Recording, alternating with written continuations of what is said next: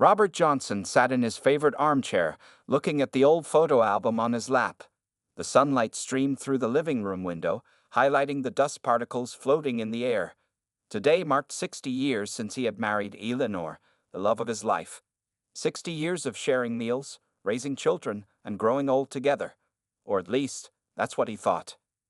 "Eleanor, have you seen my reading glasses?" Robert called out. At 83, his eyesight wasn't what it used to be. "Check the kitchen counter," Eleanor replied from the garden where she was tending to her roses. Even at 81, she still moved with grace and purpose.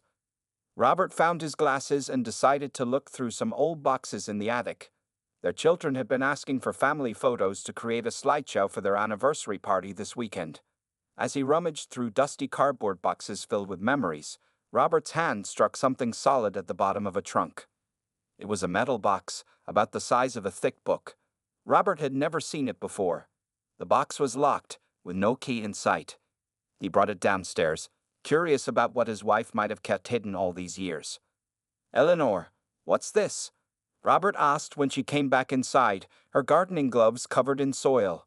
Eleanor's smile disappeared when she saw the box in his hands. The color drained from her face. "Where did you find that?" she asked quietly. "In the attic, in the old trunk with your winter clothes. I was looking for photos for the party." Eleanor stood frozen, her eyes fixed on the box. She slowly removed her gloves and sat down across from him. "I never thought you would find it," she whispered. Robert felt a strange feeling in his stomach. In 60 years of marriage, he had never seen that look on his wife's face. It was fear mixed with something else. Relief, perhaps. "What's in it, Eleanor?" She got up without a word and walked to their bedroom. When she returned, she held a small key in her trembling hand. "I think it's time," she said, giving him the key. Robert looked at his wife, confused. The woman sitting across from him suddenly seemed like a stranger. He put the key in the lock and turned it. The box opened with a click. Inside, he found documents. Lots of them. On top was a passport, faded and worn. But it wasn't in the name of Eleanor Johnson. It read Eliska Novak, with a photo of a young woman who was clearly Eleanor, but decades younger. Next to it were letters written in a language he didn't recognize, old photographs of people he had never seen, and a small notebook filled with handwriting he didn't understand. "Who is Eliska Novak?" Robert asked, his voice barely above a whisper. Eleanor took a deep breath. Her hands were shaking as she reached for the passport. "Me," she said simply. "It's me." Robert looked at the woman across from him, the woman he had woken up next to for 21,900 mornings, the mother of his 3 children, the person who knew how he liked his coffee and what made him laugh, and realized he might not know her at all. "I don't understand," he said. "I know," Eleanor replied, tears forming in her eyes. "And I'm so sorry, but after 60 years, I think it's time I told you who I really am." Outside, the wind picked up, rustling the roses Eleanor had just pruned. Inside, a silence fell between them that was 60 years in the making. Robert stared at the woman sitting across from him. For a moment, he saw her not as his wife of 60 years, but as a stranger. The ticking of the grandfather clock in the corner seemed louder than usual. "Before I explain everything," Eleanor said, reaching for his hand, "I want you to remember how we met." Robert's mind drifted back to 1963. He was 23 then, studying to become a teacher at the local university. The library was his favorite place, quiet, peaceful, and filled with knowledge. That rainy Tuesday afternoon changed his life forever. He had been searching for a book on American history when he bumped into a young woman with light brown hair and the most striking blue eyes he had ever seen. Books tumbled to the floor, and as they both bent to pick them up, their heads knocked together. "I'm so sorry," he had said, rubbing his forehead. She had laughed, a sound like gentle bells. "It's okay, I have a hard head." Her accent was slight but noticeable. When he asked where she was from, she simply said, "I moved here from Chicago recently." He never questioned it. Her name was Eleanor Miller then. She worked at the university bookstore and was taking night classes in nursing. Robert fell in love with her quiet strength, her kind smile, and the way she listened when he talked about his dreams of teaching. They married 6 months later in a small ceremony. Eleanor had no family present. She told him they had all died in a car accident the year before. Robert's parents welcomed her with open arms, grateful their son had found someone so loving and devoted. Life moved forward. Robert got a job teaching history at the local high school. Eleanor finished her nursing degree and worked at the city hospital. They bought a small house with a garden that Eleanor loved to tend. Their first child, Michael, was born in 1965, followed by Sarah in 1967 and Jessica in 1970. Through the years, they built a good life. Eleanor packed lunches for the children, attended school plays, and worked night shifts at the hospital. Robert coached Little League, graded papers at the kitchen table, and took the family on summer road trips to the Grand Canyon and Yellowstone. There were hard times, too. Sarah's battle with pneumonia at age 8, the year Robert almost lost his job when the school had budget cuts. The terrible fight they had when Michael dropped out of college. Through it all, Eleanor was his rock, practical, calm, and steady. Now, looking at the documents spread on the coffee table, Robert tried to make sense of it all. How could the woman who had rubbed his back when he had the flu, who knew exactly how he liked his eggs, who had held his hand through his heart surgery 5 years ago, how could she be someone else entirely? 60 years, Robert whispered. We've been together 60 years, Eleanor. Or should I call you Eliska now? Eleanor's eyes filled with tears. I've been Eleanor longer than I was ever Eliska, she said softly. But yes, I was born Eliska Novak in a small town outside of Prague. Robert picked up a faded photograph of a young family, a stern-looking man, a woman with kind eyes, and a teenage girl who was unmistakably a young Eleanor. These are my parents, Eleanor said. Joseph and Melina Novak. This was taken just before everything changed. Robert placed the photo down carefully. Tell me, he said. Tell me everything. Eleanor took a deep breath, her fingers tracing the edges of her old passport. Outside, the afternoon sun cast long shadows across the garden she had tended for decades. The roses she had planted, the life she had built. It began in 1968, she started, when the Russian tanks rolled into Prague. Eleanor's hands trembled as she held the old photograph of her family. The living room felt smaller somehow, as if the walls were closing in around them. Robert sat quietly, trying to process what his wife was about to tell him. Prague, 1968, Eleanor began. I was 19 years old when the Soviet tanks came. Her voice, usually soft and warm, took on a new tone, one Robert had never heard before. The slight accent he had always found charming now made perfect sense. My father was a professor at Charles University. He taught literature and wrote articles about freedom and democracy. When the Soviets invaded Czechoslovakia, they had lists of people to arrest. My father's name was on that list. Robert leaned forward, his eyes never leaving Eleanor's face. In 60 years, she had never spoken of this. One night, men came to our apartment. My mother pushed me into a closet just before they broke down the door. I heard my father arguing, my mother crying. They took him away. Eleanor paused, her eyes distant. I never saw him again. My God, Robert whispered. My mother had a cousin in America. She said we had to leave right away. We packed only what we could carry in 2 small bags. My mother had prepared for this. She had hidden money and some fake papers. We became Anna and Eliska Miller from that moment. Robert's mind raced, trying to fit this new information into the story of the woman he thought he knew completely. We traveled at night through forests and fields. We crossed into West Germany with the help of people my father knew. From there, we made it to America. We settled in Chicago first, where my mother's cousin lived. But you told me your parents died in a car accident, Robert said, confusion clear in his voice. Eleanor's eyes filled with tears. My mother did die, but not in a car accident. 6 months after we arrived in America, she got very sick. Cancer. She had ignored the symptoms during our escape. By the time she saw a doctor here, it was too late. She wiped away a tear. I was alone in a new country with a new name. I was terrified that if authorities found out I wasn't really an American citizen, they would send me back to a country where my father had disappeared. So you kept the fake identity, Robert said, understanding dawning on his face. Eleanor nodded. I moved to a new city where nobody knew me. I worked and studied, and then I met you. She reached across the table and took his hand. I fell in love with you so quickly, Robert. You were kind and smart and made me laugh. For the first time since leaving Prague, I felt safe. But why didn't you tell me the truth? Robert asked, hurt evident in his voice. Didn't you trust me? At first, I was still scared. I planned to tell you, but then we were engaged, and I worried you might not want to marry someone with a fake identity. Then we were married, and I worried about what might happen to us if anyone found out. She squeezed his hand.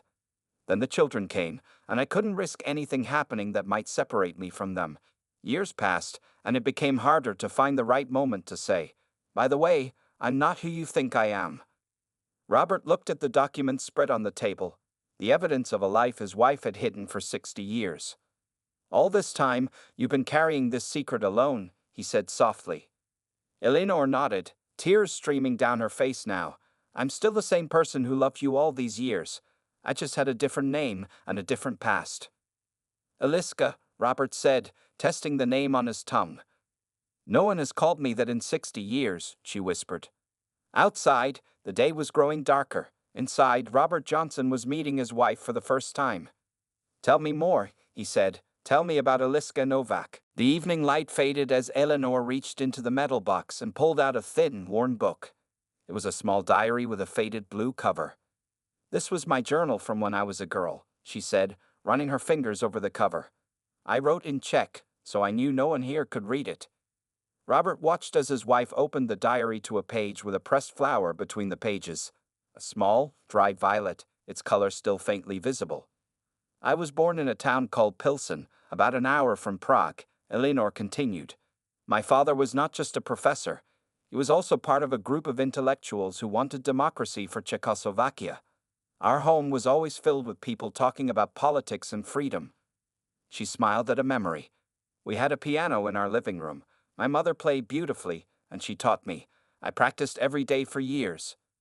"You never told me you could play piano," Robert said, surprised. "I stopped playing when I came to America. It reminded me too much of home, of my mother." Eleanor's voice grew soft. "There are so many things I left behind." She pulled out another photograph. A teenage girl in a simple dress, standing proudly next to a large piano. "This was taken at my recital when I was 16. I played Vork. My father was so proud." Robert looked at the young girl in the photo, Eleanor before she was Eleanor, and tried to imagine the life she had lived. "After we escaped, I had to pretend that life never existed," she explained. "I had to learn to speak English without an accent. I had to make up stories about my childhood in Chicago. I had to forget Eliska and become Eleanor completely." "But you kept these things," Robert said, pointing to the box. "I couldn't let go of everything. These were the only connections I had to my real family, my real home." Eleanor pulled out a small envelope and carefully removed several letters. The paper was thin and yellowed with age. The handwriting was neat but foreign to Robert's eyes. "These are from my father's sister, my Aunt Katerina. She managed to find me in 1975. She had been searching for years." Robert's eyebrows shot up. "You've been in contact with family in Czechoslovakia all this time?" Eleanor nodded. "At first, the letters came through a friend of a friend. It was dangerous to have direct contact with the West. Later, after the Iron Curtain fell in 1989, we could write to each other directly." "You never said anything," Robert said, his voice tinged with hurt. "I know. By then, keeping secrets had become a habit, and I was still afraid, even when Czechoslovakia became free, even when it split into the Czech Republic and Slovakia. I worried about my status here." She pulled out another photo, newer than the others. It showed an elderly woman sitting in a garden. "This is Aunt Katerina. She died in 2010. She was my last living relative from before." Robert realized with a shock that while he had mourned the passing of his own parents and siblings over the years, his wife had been silently grieving people he never knew existed. "There's something else," Eleanor said quietly. She hesitated, then pulled out a small, ornate wooden box from within the larger metal one. She opened it carefully. Inside was a beautiful amber necklace, the stones catching the last light of day. "This was my mother's. It belonged to her mother before her. It's been in our family for generations. I've kept it hidden all these years." Eleanor lifted the necklace, the amber glowing warmly. "I always wanted to give this to one of our daughters, but I couldn't without explaining where it came from." Robert watched his wife. This woman he thought he knew completely, transformed before his eyes. Her posture changed, her accent grew stronger, and in that moment you could see Aliska emerging from the person he had known as Eleanor for 60 years. "Do you think our children should know the truth?" Robert asked softly. Eleanor looked at him, her eyes filled with fear and hope. "What do you think?" The weekend arrived with a cool spring breeze. Robert and Eleanor had spent 2 days discussing how to tell their children the truth. Their 60th anniversary party was scheduled for Saturday afternoon, but they asked their children to come early for an important family discussion. By 10 in the morning, their modest living room was filled with the people they loved most. Michael, their oldest at 59, sat with his wife Linda on the couch. Sarah, 57, arrived alone as usual, her career as a lawyer always her main focus. Jessica, their youngest at 54, curled up in the armchair with a cup of coffee, her husband Tom standing behind her.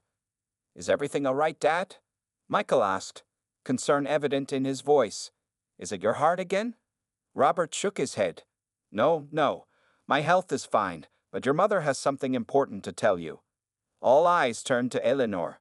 She sat straighter, her hands clasped tightly in her lap. The metal box sat on the coffee table, its contents laid out neatly. "My dear children," she began, her voice trembling slightly. "There's something I've kept from all of you your entire lives. Something about who I really am." The room fell silent.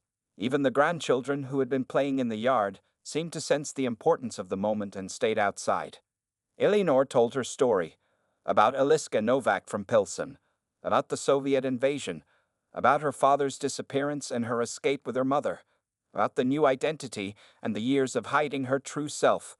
As she spoke, her children's expressions changed from confusion to disbelief to shock.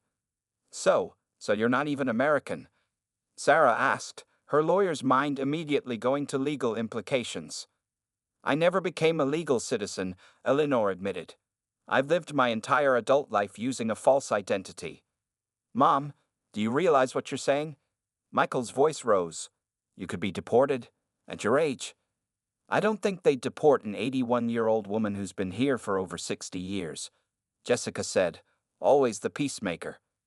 "You don't know that," Sarah snapped. "Immigration doesn't care about your age, they care about the law." Eleanor reached for the amber necklace. "This belonged to my mother, and her mother before her. I've kept it hidden all these years, but I wanted you to know about your heritage." "So we're half Czech?" Jessica asked, leaning forward to look at the necklace. "Yes," Eleanor said. "And I'm sorry I never taught you the language or the traditions. I was so afraid of being discovered." Sarah stood up and paced the room. "I can't believe this. My entire life has been a lie. My own mother isn't who she says she is. How are we supposed to process this?" "Sarah," Robert said firmly, "your mother is exactly who she's always been. A woman who bandaged your knees when you fell, who stayed up all night when you had fevers, who supported every decision you made. Her name may have changed, but her heart never did." Sarah's eyes filled with tears. "But why didn't you trust us with the truth? We're your children." "I was protecting you," Eleanor said. "If authorities had discovered my secret, I didn't want you to be accomplices, and as time went on, it became harder to find the right moment." Michael, quiet for some time, finally spoke. "Do I have relatives in the Czech Republic? Cousins I've never met?" Eleanor nodded. "My aunt's children. Your second cousins. I have their addresses. We've never met, but we've exchanged letters." "I want to know everything," Jessica said, moving to sit beside her mother. "Tell us about your childhood, about Pilsen, about your parents." "I want to learn Czech," Michael added, surprising everyone. Sarah remained standing, arms crossed. "This is a lot to take in. I need time." Robert looked at his family, confused, hurt, curious, but still together. Eleanor reached for his hand, squeezing it tightly. "There's one more thing we need to discuss," Robert said. "Your mother and I have made a decision." 3 months after the revelation that shook the Johnson family, Robert stood in front of his bathroom mirror, carefully folding a small paper map and tucking it into his shirt pocket. At 83, he had never traveled outside of the United States. Now, he was about to cross an ocean to visit a place he had only just learned was part of his family's history. "Are you sure about this, Robert?" Eleanor asked, appearing in the doorway. "It's a long journey for someone your age." Robert smiled at his wife. For someone my age, you're only 2 years younger than me, Aliska. The name still felt new on his tongue, but he had been practicing. Each time he used it, Eleanor's eyes lit up in a way he had never seen before. The doctor cleared me for travel, he continued, patting his heart medication in his pocket. Besides, I've waited 60 years to see where my wife comes from. I'm not waiting any longer. Their suitcases were packed and waiting by the front door. Michael had insisted on driving them to the airport, and Sarah had surprised everyone by announcing she would join them on the trip. Jessica couldn't come because of her work, but she had helped research Czech history and create an itinerary for them. The doorbell rang. Michael entered with his usual energy, hugging his mother tightly. "Ready for the big adventure, Mom?" he asked. Eleanor nodded, but Robert could see the nervousness in her eyes. She hadn't set foot in her homeland since fleeing as a young woman. What would it be like to return now, more than 60 years later? The flight to Prague was long. Robert watched as Eleanor stared out the window when they began their descent. The green hills and red rooftops of the Czech countryside came into view. Tears streamed down Eleanor's face. "It's so beautiful," she whispered. "I'd forgotten how beautiful it is." Their first day in Prague was overwhelming. Eleanor walked through the old town square as if in a dream, pointing out buildings she remembered from her youth. Her Czech, rusty from decades of disuse, came back quickly. Robert watched in amazement as his quiet, reserved wife transformed before his eyes, speaking animatedly with locals, translating signs, explaining history. "This is where I would come with my father to hear concerts," she said, standing in front of the municipal house. "And over there, that's where my mother would buy bread every morning." On the third day, they took a train to Pilsen. Eleanor had arranged to meet her cousins, the children of her Aunt Katerina. At the small cafe near the train station, an elderly man and woman waited, clutching photographs. "Aliska," the woman said hesitantly when they approached. "Jana," Eleanor replied, her voice breaking. The cousins embraced, all of them crying. Robert and Sarah stood back, watching this reunion 60 years in the making. Jana's brother, Havel, spoke some English. "We thought we would never meet you in person," he said to Eleanor. "Our mother always said you were the lucky one who got away, but she missed her brother and her niece every day." They spent the afternoon looking at old family photographs. Jana had pictures of Eleanor's parents that she had never seen. There was one of her father standing proudly in front of the university where he taught. "He looks just like Michael," Sarah said, surprised. Eleanor nodded. "I've always thought so." Pavel took them to the apartment building where Eleanor had grown up. It had been renovated, but the structure remained the same. Eleanor stood on the sidewalk, looking up at the third-floor window. "That was my bedroom," she said softly. "I would sit there and practice my English, dreaming of visiting America someday. I never imagined I would live there for the rest of my life." As the sun set over Pilsen, Robert watched his wife standing in the golden light. For the first time, he was seeing all of her, not just Eleanor Johnson, the nurse, mother, and wife he had known for 60 years, but also Eliska Novak, the Czech girl with dreams and a past he was only beginning to understand.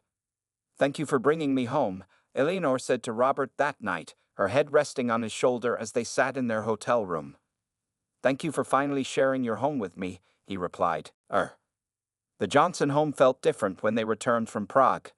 Something had shifted, not just in how they saw their surroundings, but in how they saw each other. Robert would catch himself watching Eleanor as she moved around the kitchen, noticing things he had never paid attention to before. "You hum when you cook," he said one evening, 2 weeks after their return. "Did you know that?" Eleanor looked up from the pot she was stirring. "Do I?" "Yes, always the same tune. I never realized it was a Czech folk song." Eleanor smiled, a slight blush coloring her cheeks. "My mother used to sing it while she cooked. I never noticed I did the same." Small discoveries like this happened daily. After 60 years of marriage, Robert and Eleanor were learning each other anew. One rainy afternoon, Robert came home with a surprise. He carried a large, flat package into the living room where Eleanor was reading. "What's this?" she asked as he placed it in front of her. "Open it." Eleanor carefully unwrapped the package. Inside was a book, checked for beginners. "I thought it was time I learned your language," Robert said. "Will you teach me?" Eleanor's eyes filled with tears. She opened the book and began with simple phrases. Robert repeated after her, his American accent making her laugh. They spent hours that afternoon, heads bent together over the book, Eleanor patiently correcting his pronunciation. Dobre rano, Robert practiced each morning, greeting Eleanor with good morning in Czech. Miluji te, he learned to say at night. I love you. Their children noticed the change in their parents. Sarah, still struggling to accept her mother's secret, visited more frequently. One Sunday, she arrived with a stack of cookbooks. I found these recipes online, she said. Czech dishes. I thought maybe you could show me how to make them, Mom.